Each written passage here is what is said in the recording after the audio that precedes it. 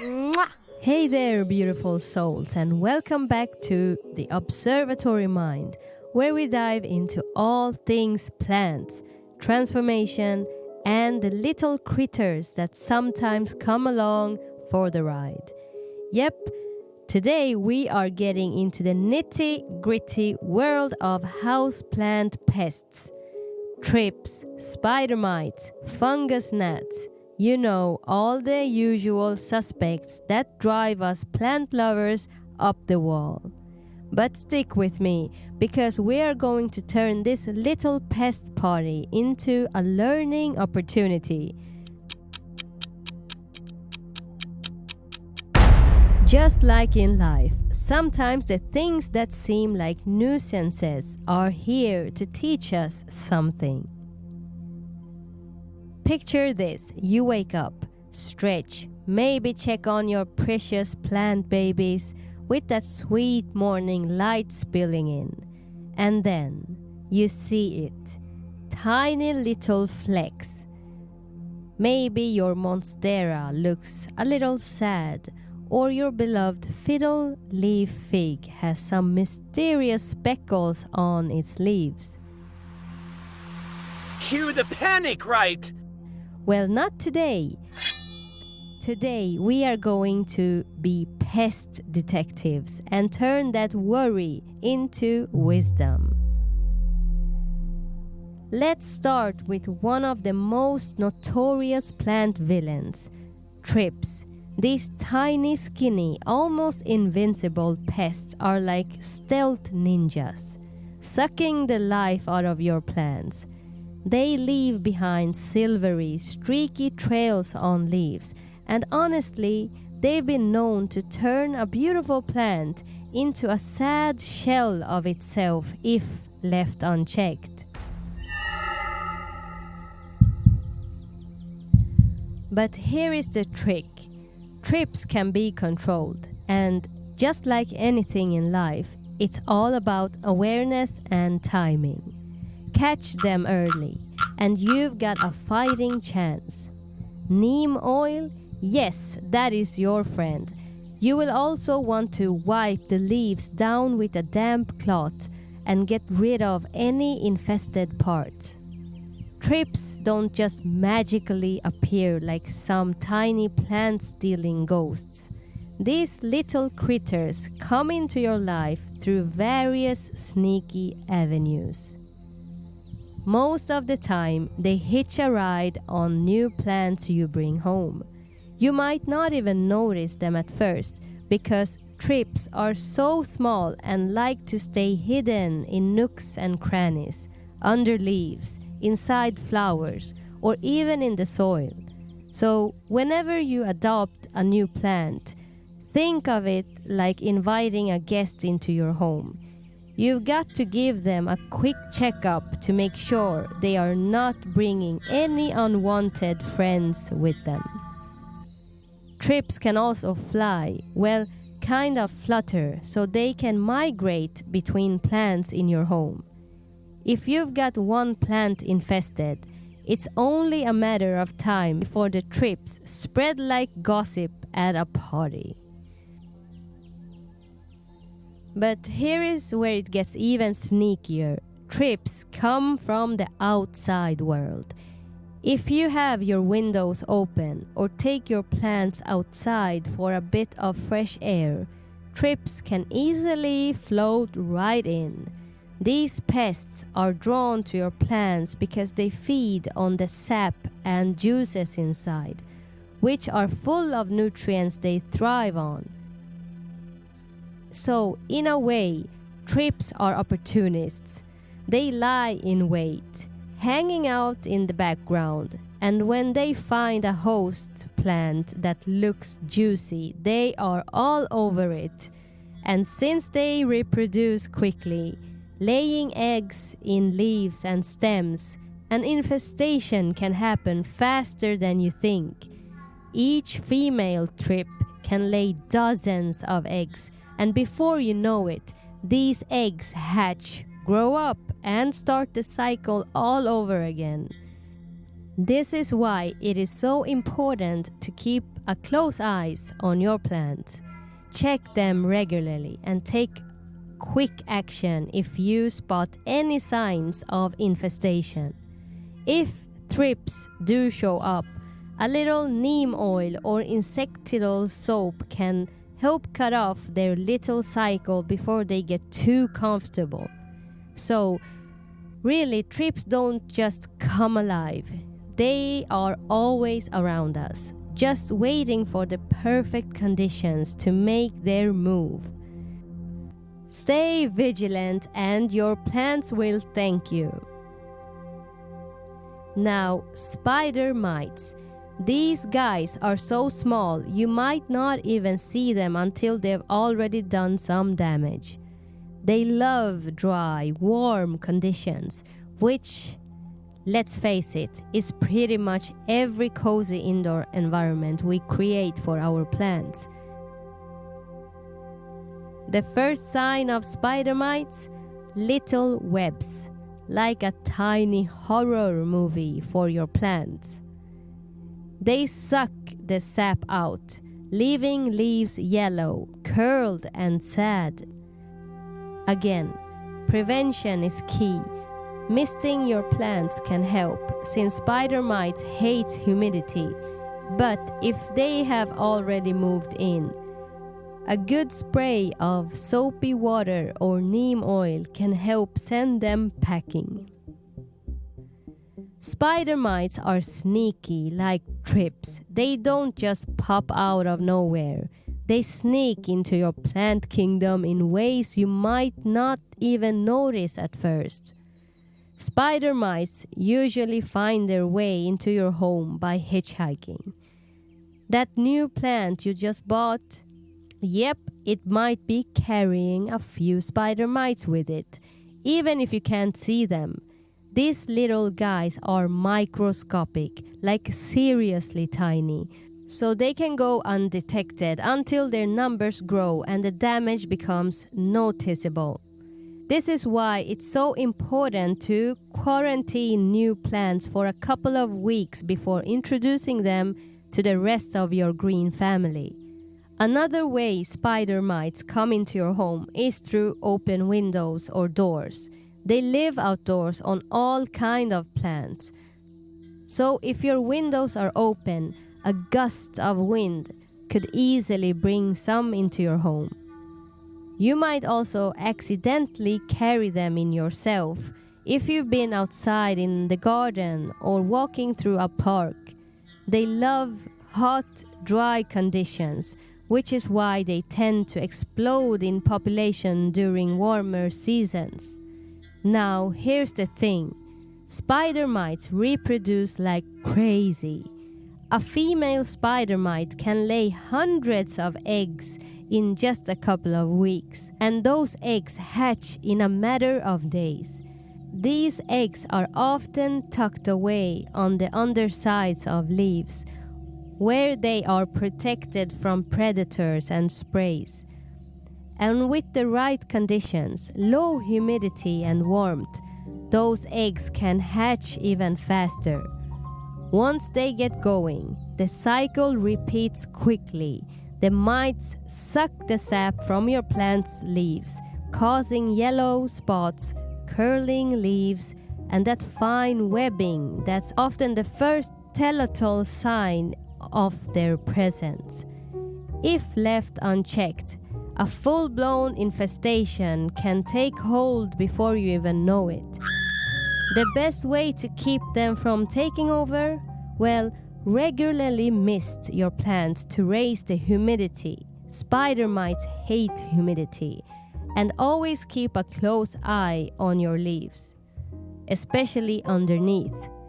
If you do spot a few, give your plant a good rinse or use an insecticidal soap or neem oil. And don't be afraid to bring in the big guns like predatory mites. That will take care of the problem naturally without harming your plants. So, like thrips, spider mites are all about opportunity. They are always out there waiting for the perfect conditions to thrive and multiply. Your job as a plant parent is to make sure those conditions never arise. Then there are those obnoxious fungus gnats. You know, the tiny flies that hover around your pots like uninvited guests at a dinner party. They are not just annoying to us. They can damage your plants by munching on the roots. These pests are a sign that your soil is too wet. So let it dry out between waterings. And maybe throw some sand or a layer of perlite on top of the soil to deter them. And the infamous fungus gnats, those tiny flies that seem to come out of nowhere and turn your peaceful plant nook into a buzzing annoyance. They are a common issue, especially for those of us who love to keep our soil nice and moist. So how do these little critters come alive? Fungus gnats are all about the soil, especially damp, organic-rich soil. Their life cycle starts when adult gnats lay eggs in the moist top layers of your plant soil. The adults themselves are not the real problem. They are just nuisances. The real trouble comes from the larvae. These little creatures hatch from the eggs and live in the soil, feeding on organic matter like decaying leaves or roots. While they are mostly feeding on decomposing matter, they can sometimes nibble on young, tender roots, which can lead to stunted plant growth and poor health over time. The reason they come alive, or better yet, show up in the first place, is that they thrive in damp, overwatered conditions. If your plants are in soil that stays too wet for too long, it creates the perfect breeding ground for these gnats. They love it when the soil is consistently moist because it allows the larvae to thrive in that nutrient-rich environment. And once the larvae grow up, they turn into those adult gnats that fly around your plants, looking for new places to lay their eggs. Hell no. Fungus gnats can also enter your home through new plants or potting soil. Some bags of soil might already have gnat eggs or larvae in them, especially if they've been stored in damp, improperly sealed conditions. If you're bringing in a new plant from a nursery, the gnats could already be nesting in that plant soil, waiting for the right moment to emerge. To break the gnat life cycle, you need to let your soil dry out between waterings, since the larvae need moisture to survive. Drying out the top layer of soil can kill them off before they can mature. Another trick is to add a layer of sand or perlite on top of your soil, which prevents the adults from laying their eggs. You can also use yellow sticky traps to catch the adult gnats buzzing around, which helps reduce their population.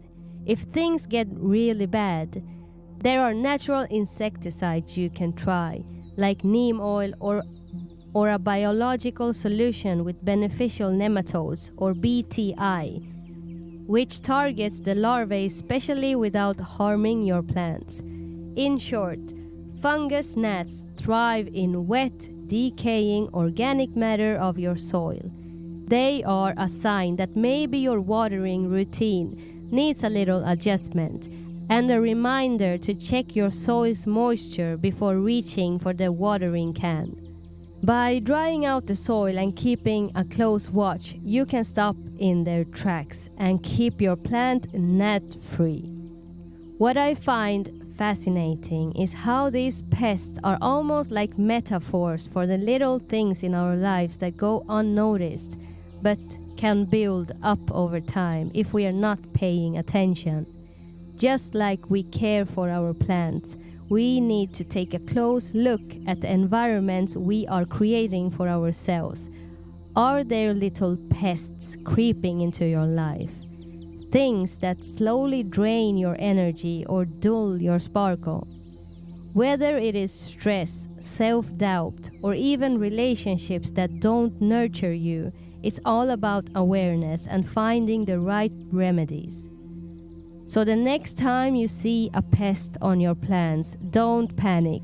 Take a breath, grab your neem oil, and remember, everything is fixable with a little love and attention. And hey, if your plants can thrive after a battle with thrips or spider mites, think about what you can accomplish by facing the little pests in your life head on. Alright, plant lovers, before we wrap up today's episode, let's quickly step outside the plant world and talk about a couple of other unwelcome house guests, moths and bedbugs. These pests don't care about your plants. They are more interested in you and your home. But just like we want to protect our plant babies, we also want to keep these critters far away from our living spaces. So, let's chat about how to keep them at bay and maintain a peaceful, pest-free home. First up, moths. They love to feast on natural fibers like wool, silk, and even cotton. And where do they come from? Sometimes they hitch a ride into your home through second-hand furniture, vintage clothes, or even a little window gap. But here's the deal.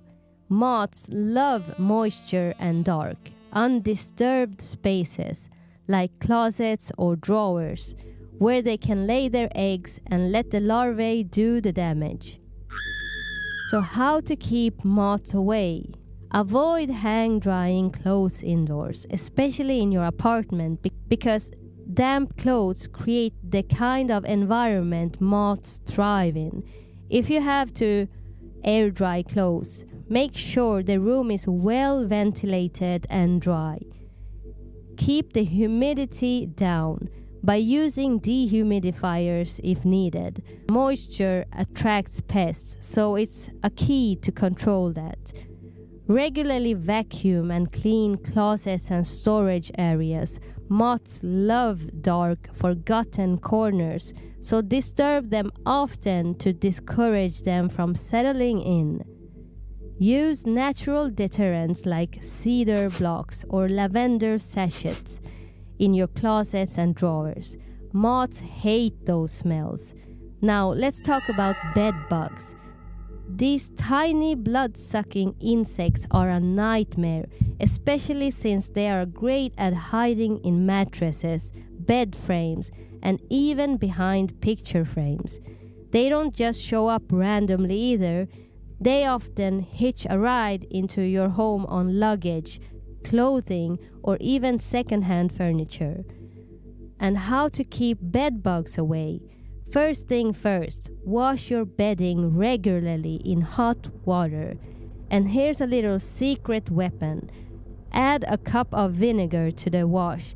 It helps kill any lingering bugs and gives your bedding a fresh clean.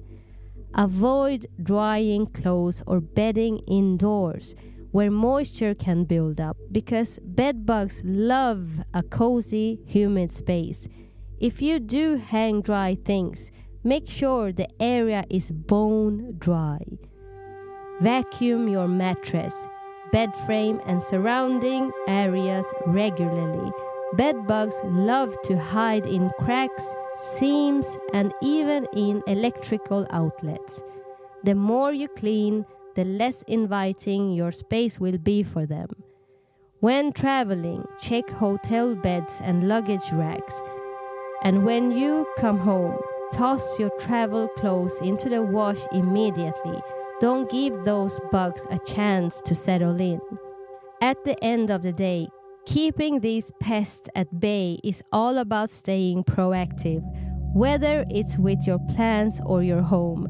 A clean, dry, well-maintained space is the ultimate defense. A little routine maintenance can go a long way toward keeping the unwanted critters out and your sanctuary peaceful.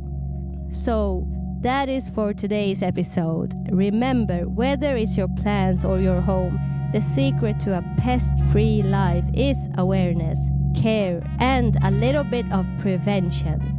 Thanks for tuning in, and I will see you in the next episode of the Observatory Mind. Take care and stay clean.